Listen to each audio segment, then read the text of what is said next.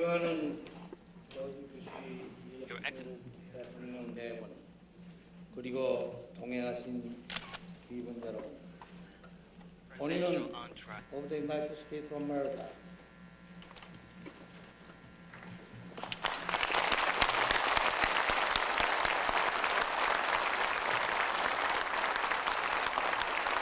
Thank you. Mr. Speaker, thank you. And I hold out my hand to you, to the government of Korea, and to the people of Korea.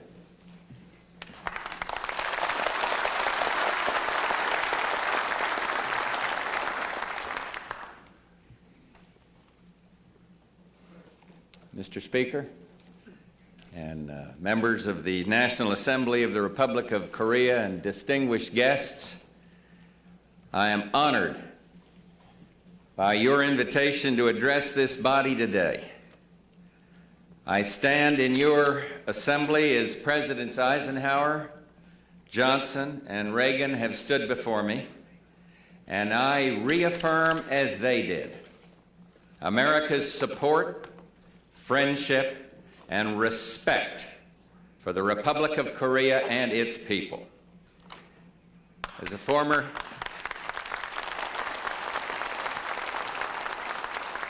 former member of a body like this, of the House of Representatives of the United States, I take particular pleasure in coming back to this legislative chamber where the freely elected representatives of Korea's own democratic success story meet to debate and implement the will of the Korean people. I know there must be times when this body, just like the United States Congress, is full of noise and contention and emotion. But that is the sound of democracy at work, and we wouldn't have it any other way. As the great statesman Winston Churchill once said, democracy is the worst form of government except for all others. This is my first major address on foreign soil since becoming the 41st President of the United States of America. And my visit here today reflects the importance that I place on the relations between our two countries, the strength of our nation's ties, and the promise that our relationship holds for the future of the world. My inauguration as president a month ago represented a tradition in the United States that speaks of both continuity and change.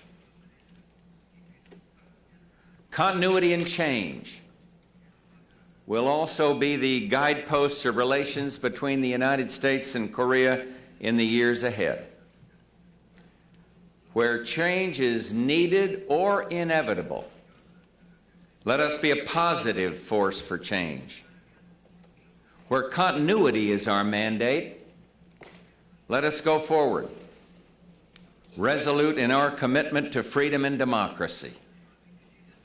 Throughout, let our close economic and strategic relationship remain as it is, a pillar of peace in East Asia.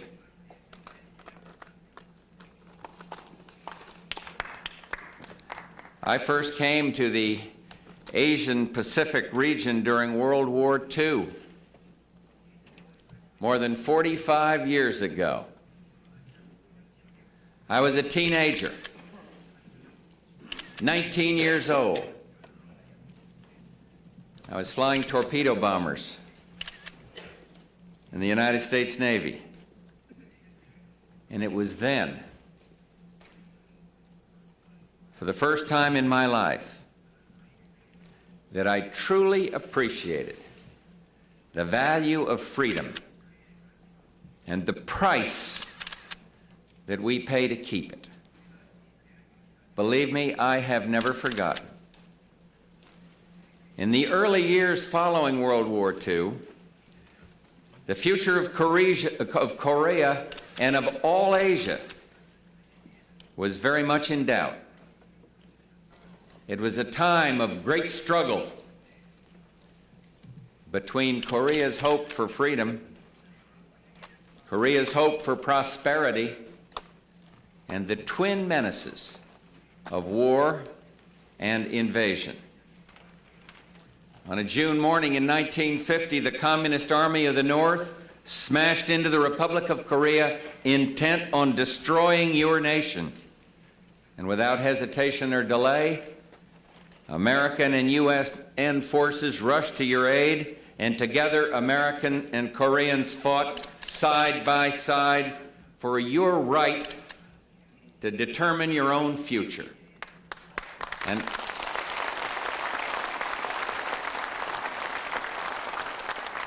I do remember the devastation of your country. Your cities lay in rubble. Your factories were in shambles. Millions of your people wandered the streets homeless and hungry. And in 1951, in the midst of the war, General Douglas MacArthur addressed a joint session of our Congress. And he spoke of Korea,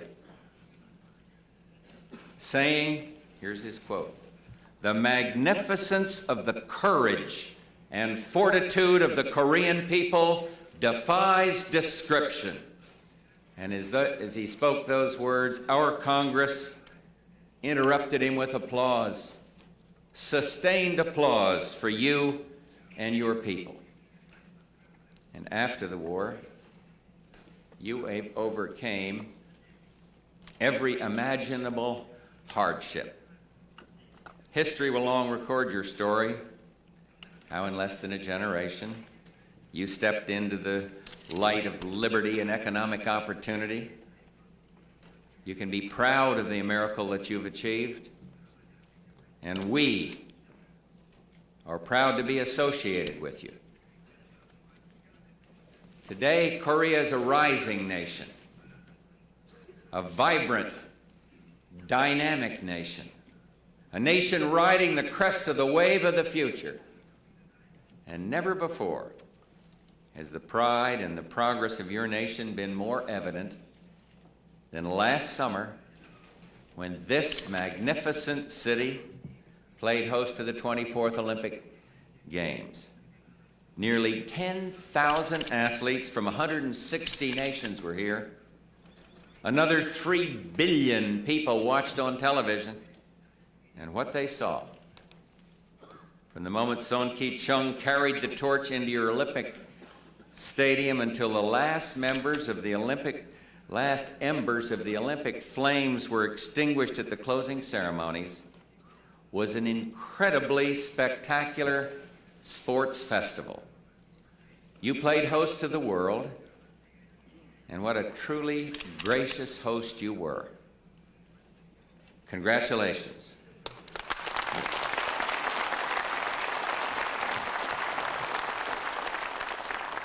The past several years have witnessed the emergence of the entire Asian Pacific region. My trip, beginning in Japan, stopping in China, and concluding here in Korea, stands as testimony to the reality and what it means to the future of the world. Today, Asia is one of the most dynamic areas on earth, economically, politically, diplomatically. The Republic of Korea stands at the fore. You're a world-class economic power. Your commitment to democracy is demonstrated daily right here in this chamber. And your bold diplomacy, your Nordpolitik, is reshaping relations in and beyond the Asian Pacific region. In my meetings with Prime Minister Takeshita of Japan, China's Deng Xiaoping and the 3 other top leaders, and with you and your leaders, I've discussed challenging bilateral, global, and regional issues, and our discussions have been marked at all times by a spirit of friendship and cooperation. I've come here today as the leader of a faithful friend and a dependable ally, and I'm here today to ensure that we work together in all things.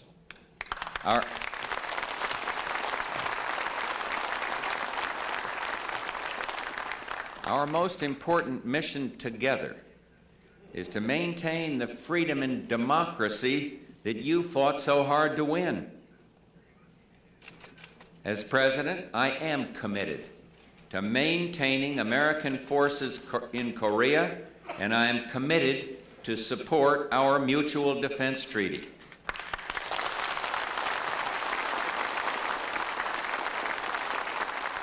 There are no plans to reduce U.S. forces in Korea. Our soldiers and airmen are there at the request of the Republic of Korea to deter aggression from the North, and their presence contributes to the peace and stability of Northeast Asia, and they will remain in the Republic of Korea as long as they are needed and as long as we believe it is in the interest of peace to keep them there.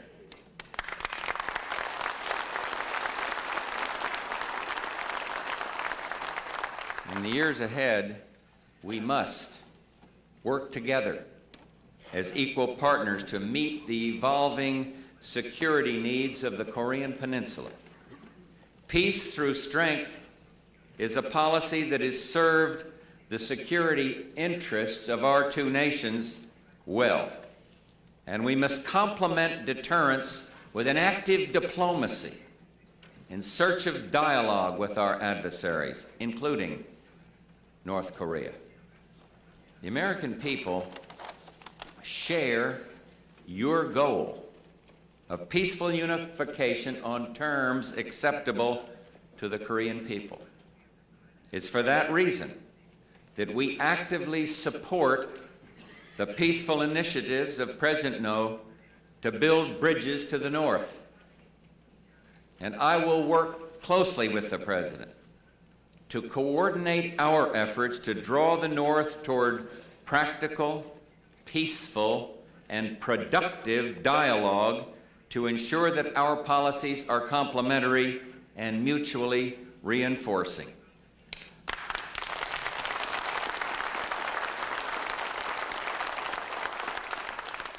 I've spoken of the need for vigilance, strength, and diplomacy to deter aggression and preserve peace. There's another source of strength, and it is well represented in this assembly. The development of democratic political institutions is the surest means to build the national consensus that is the foundation of true security. Just as we must work together to achieve better security within a democratic framework, we must also work together to achieve greater economic prosperity within the system of free and open international trade. The progress of the Korean economy is an inspiration for developing countries throughout the world. By unleashing the energies and creativity of your talented people, you've led Korea into an era of unprecedented opportunity and prosperity. Korea has become an industrial power, a major trading power, and a first-class competitor. You are fulfilling the prophecy of the Indian poet Tagore, who wrote, "Korea, once a bright light of the golden age of Asia, if it is relit, it will be the light of the East." Korea has achieved great prosperity through participation in the international trading system that has made the nations of free Asia the envy of the world. and all Koreans can take pride in what you and as a people have achieved. And yet we also cannot overlook that your economic success has created concern in the management of our bilateral economic relations. For the American people and for the Korean people as well, reducing our bilateral trade imbalance will be both a challenge and an opportunity. The challenge will be to resist the calls for protectionism. The opportunity will be to expand the prosperity of both our countries. And we both, you and I, have a lot at stake.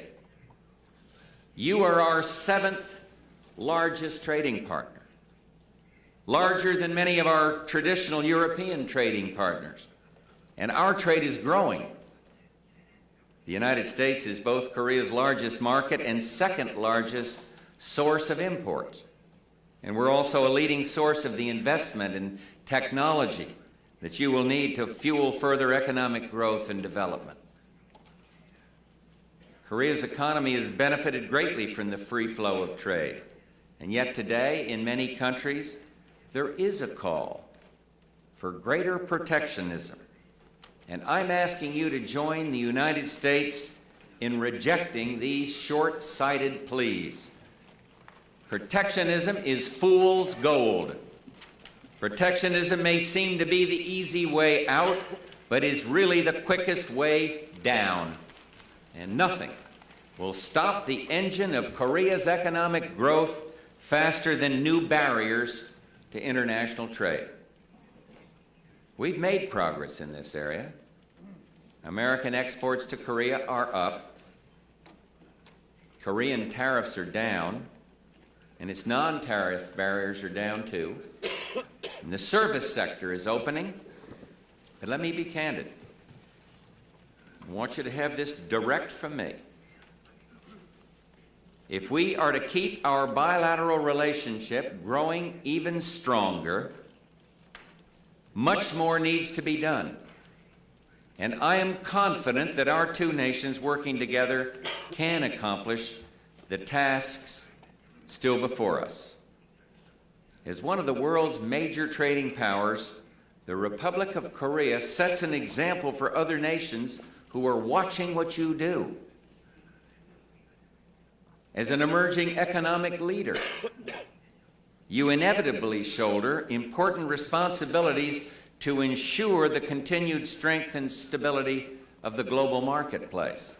You, the representatives of the Korean people, will face the challenge to improve living standards, to continue to open domestic markets, and to adopt appropriate international financial and exchange rate policies that reflect your standing as a prosperous and powerful trading nation. The United States shares similar responsibilities for the well-being of the world economy. Our two peoples should, at all times, bear in mind that our trading system is truly an international joint venture and that we share a special responsibility for its continued success. My friends, and we are truly friends, I began today by talking about my inauguration as the new President of the United States of America.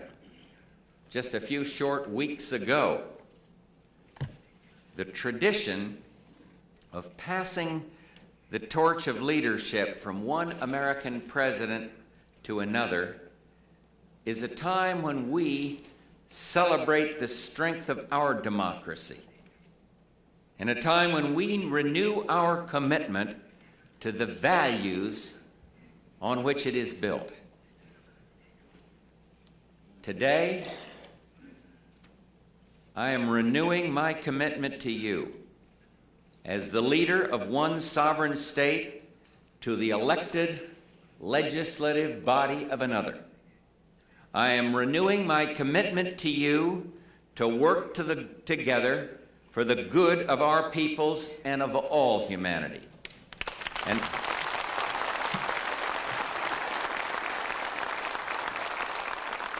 as I reflect over the last 40 years of Asian history, the trend is remarkably positive. The end of the Second World War, Asia lay in ruins. Through the 1950s and the 1960s, the forces of radical revolution at times appeared to be the wave of the future. And now, in the 1980s, human aspirations for basic political and economic freedoms have become almost universal. And as we gather here in your National Assembly, these aspirations are no longer a far-off dream for your great country, for Korea.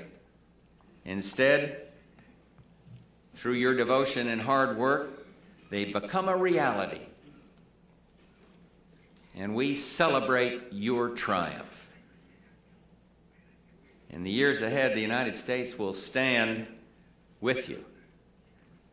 And will stand with you against the forces of oppression and for the forces of peace, prosperity, independence, and democracy.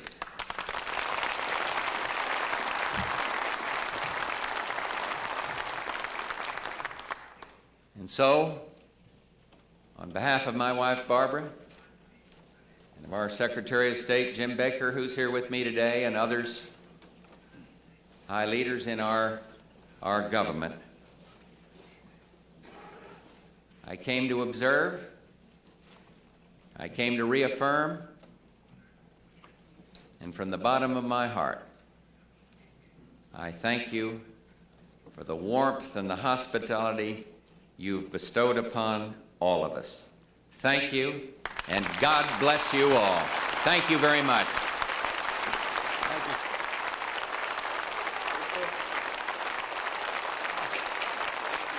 Ladies and gentlemen, thank you very much. Thank you. Thank you, sir.